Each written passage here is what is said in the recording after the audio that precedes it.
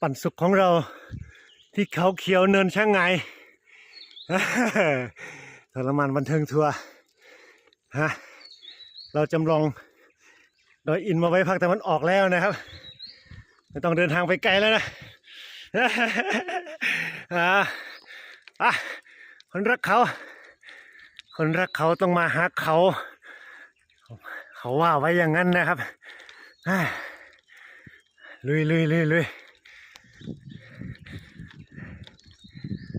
สายปั่นสุขของสายปั่นทรมานบันเทิงทัวร์ไปด้วยกันเดินช่างไงเมื่อวานเขามานะครับคนรักเขาจะมาในรูปแบบของการเดินนะครับเมื่อวานวันพ่อลูกสาวมาส่งกำลังใจมาเลี้ยงข้าววันพ่อแม่เห็นแล้วนี่ดีต่อใจล้วนๆฮะเฮ้ยเหงื่อเพิ่งซึมเองนะผมเหงื่อเพิ่งซึมเองนะปั่นไปมูไปนะครับมาสุขของเราที่สวนสัตว์เปิดเขาเขียวมันเพลินนะไปให้สุดแล้วไปหยุดอยู่ที่ระเบียงชมวิวศูนย์ฝึกอบรม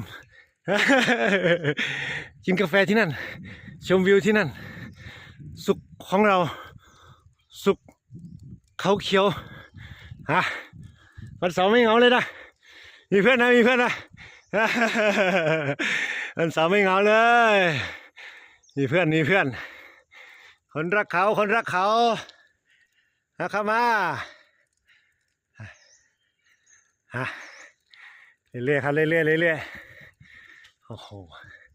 ความสูงชัน24%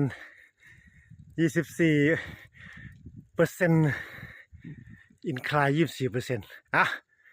ผมถึงบนสุดแล้วยอดเนินช่างไง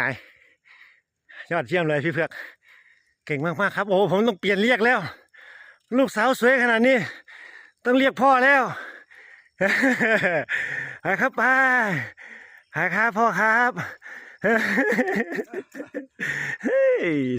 สุด